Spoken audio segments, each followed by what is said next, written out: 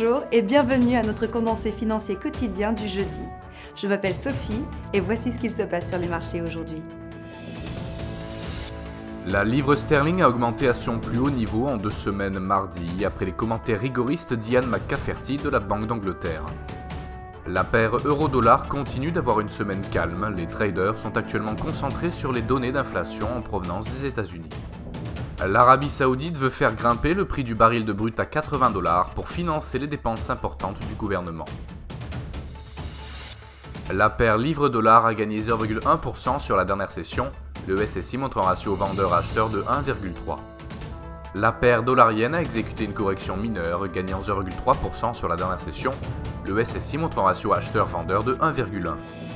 Le cours du pétrole brut a gagné 4,6% sur les 2 dernières sessions, nous voyons un ratio vendeur-acheteur de 1,2 d'après le SSI.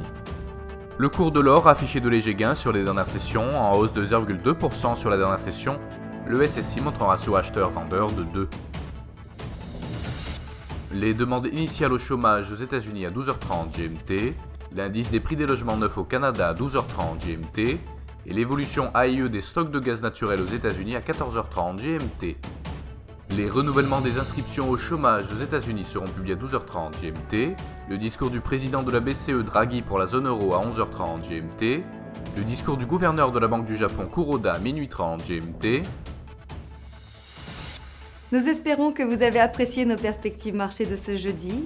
Nous vous souhaitons de la part de toute l'équipe une journée productive sur les marchés. N'oubliez pas de vous connecter demain matin pour les dernières nouvelles et événements des marchés financiers.